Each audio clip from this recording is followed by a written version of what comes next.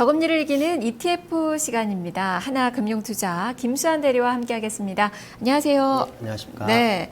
먼저 지난주, 어제까지 이제 한 주간의 금융시장 동향을 좀 살펴봐야 될 텐데 워낙 어려웠습니다. 그렇죠. 중국발 악재가 정말 금융시장을 강탈했고 그래도 간밤에 뉴욕 증시 반등에 나섰고 우리 증시도 오늘은 또 1900선 회복하는 그 모습이 나타나고 있는데요. 한번 리뷰를 해볼까요? 네. 뭐 일단은 지금 오늘의 이런 반등들은 아무래도 그간 워낙 많이 좀 떨어졌기 때문에 저가 매수세가 조금 들어온 것이 약간 긍정적으로 작용한 것 같고 전반적으로 이렇게 좀 하락시켰던 악재들이 해소된 거는 별로 없습니다. 그래서 이런 저가 매수세만으로는 어느 정도 반등이 좀 제한될 수 있기 때문에 그런 부분들 유의하셔가지고 매매하셔야 될 것 같고요. 제가 이제 중국 증시 관련돼서 이렇게 조금 기사들을 보다가 좀 재밌는 문구를 하나 봤어요. 그 미국의 양적 완화라는 산소호흡기를 제거했더니 중국 증시의 숨이 막 넘어갈 것 같이 지금 되게 위험한 상황이다. 이런 기사를 한번 보고서 되게 표현이 되게 재밌다라고 생각을 했었는데 지금 중국 증시의 상황이 딱 그런 것 같습니다.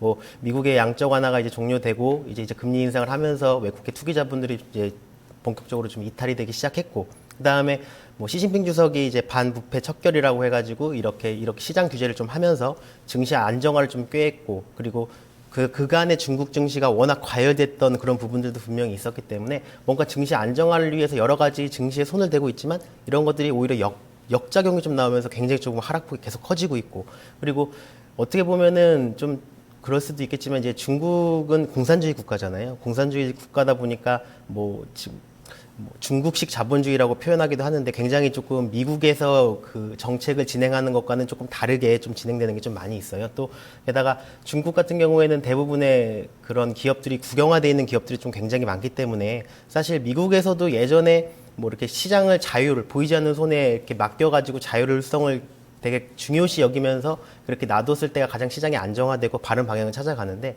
중국처럼 계속 이렇게 인위적으로 뭔가 정부에서 규제를 했다 풀었다 이런 식으로 계속 인위적인 이런 작업들이 계속 작년부터 문제가 될 수 있다라고 이렇게 계속 발언들이 많이 나왔었는데 이게 실제적으로 증시가 좀 많이 하락하면서 불안감을 좀 더 키우는 모습들이 계속 나오고 있고 이런 부분들이 단기간 중국 증시가 다시 반등하기는 좀 어렵고 앞으로도 조금 더 하락하거나 굉장히 좀 어려운 구간을 더 지나게 될 것이다 이렇게 보는 전문가들이 좀 굉장히 많아서 중국 증시 같은 경우에는 그런 부분들 좀 참고를 하셔가지고 매매를 하셔야 될 것 같고요.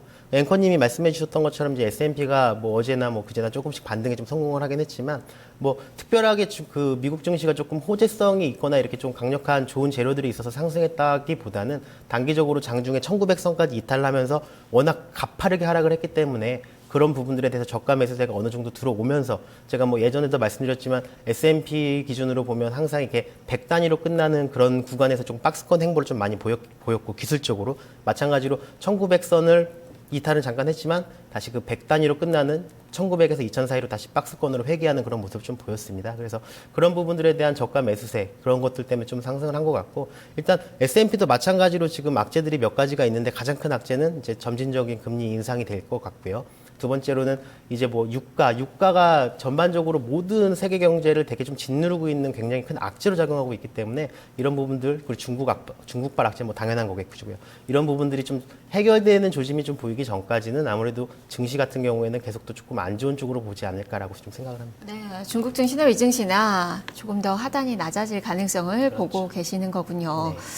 말씀해 주셨듯이 유가가 문제입니다. 네. 지금 중국 경기 둔화 그 우려가 지금 원자재 시장에 혹한기를 좀 만들고 있는 그 상황이에요. 간밤에 유가가 30달러선 장중에 무너졌더라고요.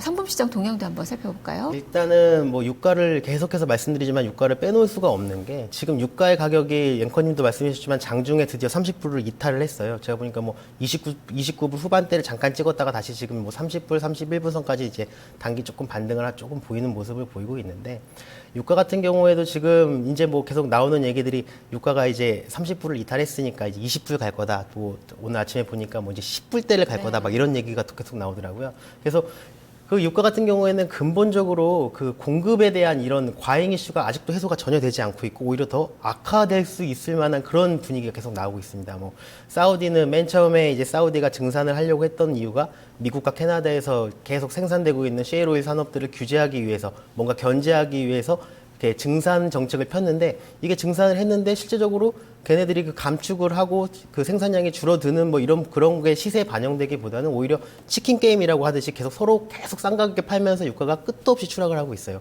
게다가 이란 같은 경우에도 이제 서방의 경제 제재가 풀리면 강력하게 증산을 해서 시장에 원유를 넣겠다 이렇게 지금 얘기하고 있고 그다음에 2월에 이제 오펙 내에서 이라크가 뭐 그 산유량이 한 2위 정도 되거든요. 2위 정도 되는데 2월에 사상 최대폭으로 더 증산을 해서 시장에 공급할 이 계획이다.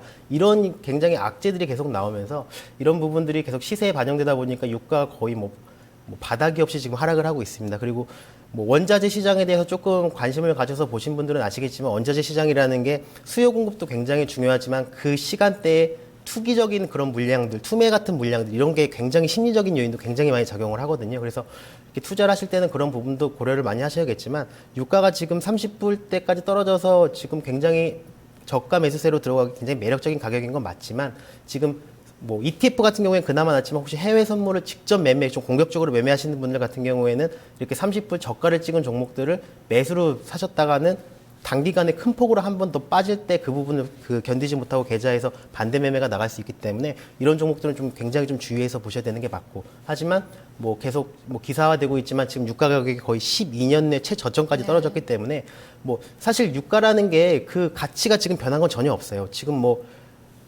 전기차에 대한 그런 부분들이 계속 이슈화되고 있고, 그 다음에 뭐 공급 과잉은 뭐 되고 있지만, 사실 전기차가 지금 당장 실용화되기에는 뭐 지금 기반 시설 같은 게 저희 나라만 보더라도 아무것도 없지 않습니까? 뭐 당장 충전을 어디서 할 것이며, 뭐 시장에 지금 그 도로에 나와 있는 모든 그런 자동차나 이런 게 아직 뭐 전혀 변화된 게 없고, 그리고 뭐 간단히 생각해서 지금 저희가 입고 있는 이 옷만 해도 다 석유를 관련된 제품으로 만들었고, 그래서 이 석유라는 원유라는 이 상품 그 자체의 가치는 전혀 변하지 않았지만 이렇게 여러 국가들의 정책과 뭐 이런 부분들이 조금 안 좋게 맞물리면서 지금 저가까지 왔고, 그래서 제가 원유에 대해서 말씀드리고 싶은 거는 사실 이 원유가 20불이 갈지 10불이 갈지는 아마 뭐 오펙의 뭐 장관이랄지 아니면은 사우디의 석유 장관도 아마 모를 거예요.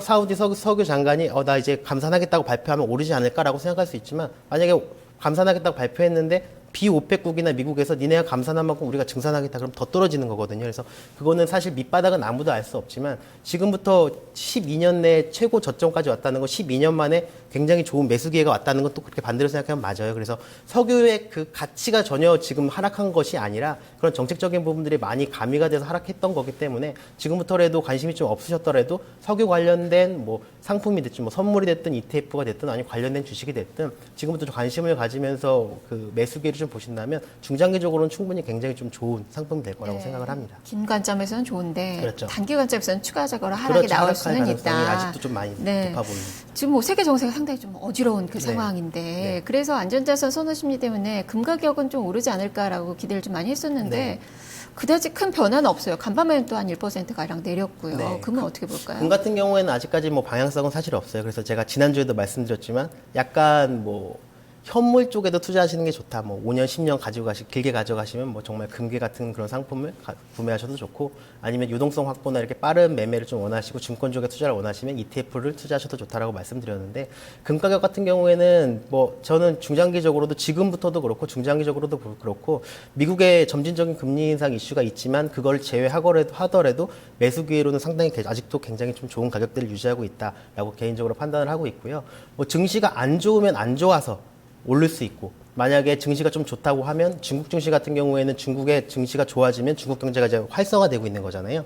그러면 중국 같은 경우에는 제가 이따가도 말씀드리겠지만 금에 대한 수요 욕구가 굉장히 큰 나라이기 때문에 그런 부분들에서 이제 중국에서 또 대량으로 금을 수입하게 되면 다시 또 금 가격이 또 올라갈 수도 있는 부분이고, 지금 상태에서는 제 개인적인 생각이지만 금에 투자되는 건 상당히 좀 좋은 시기라고 판단이 되고, 그 다음에 뭐 지난주에 잠깐 짚어드렸던 천연가스 같은 경우에도 뭐 지금 단계적으로 좀 조정을 받고 있지만 1월에 계속 안 좋은 뭐 기운이 좀 낮아질 수 있다는 그런 우려들 때문에 아직까지도 좀 바닥을 좀 지지하면서 상승을 꾀할 수 있는 그런 위치에 있기 때문에 이런 원자재 관련된 상품들은 계속 주시해서 매매하시면 굉장히 좀 좋은 투자 기회가 나올 수 있을 것 같습니다. 네, 자 이렇게 시장을 좀 리뷰를 해봤는데 그렇다면 지난주에 이제 추천해 주셨던 그 ETF를 봐야 될 텐데. 이 빅스 같은 경우는 매매만 지난주에 잘하셨으면 수익을 좀 많이 거두셨을 것 같은데 이번 주에는 조금 부진했어요. 어떻게 봐야 될까요? 네, 그렇죠. 일단은 제가 그 지난주에 말씀드렸던 상품이 이제 빅스 상품하고 그다음에 골드 상품이었는데요. 뭐 제가 이제 말씀드리고서 뭐 골드부터 보면은 일단은 오늘까지 뭐 계속 가지고 있으셨다고 하면 그래도 어쨌든 골드도 이제 종가 기준으로는 수익이 좀 나셨어요. 하지만 그 골드 같은 경우에는 제가 이따가도 다시 한번 추천을 드리겠지만 지금 시점에 사셔서 중장기적으로 가져가시기도 굉장히 좀 매력적인 가격이라고 생각이 됩니다. 골드 같은 경우에는 뭐 안전자산 투자할 그런 욕구가 계속해서 지금 시장에서 나타나고 있기 때문에 좀 뭐 지속적으로 관심 있게 보시면 좋을 것 같고요. 빅스 같은 경우가 지금 굉장히 좀 투자 수익률이 괜찮았습니다. 보면 뭐 거의 3%, 11% 가깝게도 상승을 했고 또 5% 넘게 상승을 했고 뭐 어제 그제 조금 빠지긴 했지만 전반적으로 이게 지금 제가 지금 가지고 온 이 자료는 이제 종가 기준으로 나온 거기 때문에 단순히 종가로만 딱 보시면 되겠지만 이게 조금 매매를 조금은 장중에 리딩을 좀 그 매매를 하셨던 분들 같은 경우에는 뭐 장중 고점 부근에 만약에 청산하셨다라고 하시면 거의 뭐 제 추천드리고 나서 한 20% 이상 뭐 30% 가까운 수익이 나셨을 수도 있고요. 이렇게 그 빅스 같은 경우에는 굉장히 좀 탄력적으로 움직이고 항상 그 2000선, 2100선 혹은 1900선 이렇게 박스권에서 움직일 때 그 박스권 이탈하게 되면 굉장히 조금 긍정적인 그 상승을 좀 보이고 있고 그리고 제가 지난주에 방송 막바지에 말씀드렸지만 중국 증시나 미국 증시가 안 좋아질 수 있을 것 같다 그래서 빅스를 추천드린다고 말씀드렸고 1900선 그러니까 2000선을 이탈하게 되면 거기에서 좀 강하게 그동안 2100선에서 2000선 그 박스권 장세를 굉장히 조금 오래 보여줬기 때문에 2000선을 만약 이탈하게 되면 2000선 밑으로 강력하게 하락할 수 있다. 그렇게 하면 그렇게 말씀을 드리면서 빅스를 추천드렸는데 그런 흐름들이 나오면서 빅스의 투자 수익률이 좀 좋았던 것 같습니다. 네, 지금까지 가지고 계셔도 뭐 수익 구간이고 그렇죠. 지난주에 매매를 하셨으면 수익을 실어서 하셨으면 30% 정도 그렇죠. 굉장히 큰 수익을 내셨을 것 같습니다. 수익을 좀 얻으셨을 것 같네요. 자, 그렇다면 이번 주에 유망 ETF를 어떤 종목 가져오셨나요? 이번 주 유망 ETF 뭐 첫 번째로 말씀드릴 건 이제 중국 증시 관련된 겁니다. 이제 CHAD라고 해서 종목 코드인데요. 중국 대형주가 하락했을 때 상승할 수 있는 레버리지 한 배짜리 상품이에요.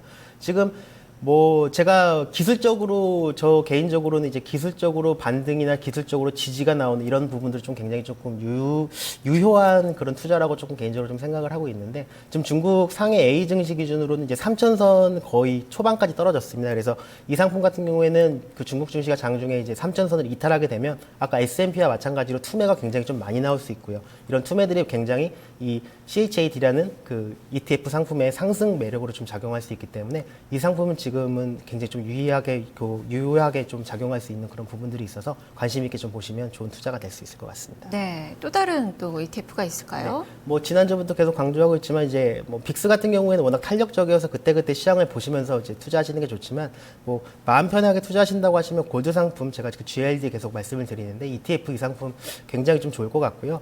뭐 중국 증시 같은 경우에는 지금 조금 안 좋아지고는 있지만 뭐 다시 중장기적으로는 충분히 상승할 수 있는 여력이 여러 가지가 있고 그다음에 안 좋아진다고 하면 안전자산 투자 욕구 이런 것들 때문에 또 좋아질 수 있기 때문에 이 두 상품도 이번 주 유의해서 잘 보시면 좋을 것 같습니다. 네, 중국 증시는 더 내릴 것으로 또 금값은 오를 것으로 예측을 하시면서 두 상품을 추천을 해주시네요. 말씀 잘 들었습니다. 네, 고맙습니다. 네, 지금까지 ETF 전략 살펴봤습니다. 저금리를 이기는 ETF 하나금융투자 김수환 대리와 함께했습니다.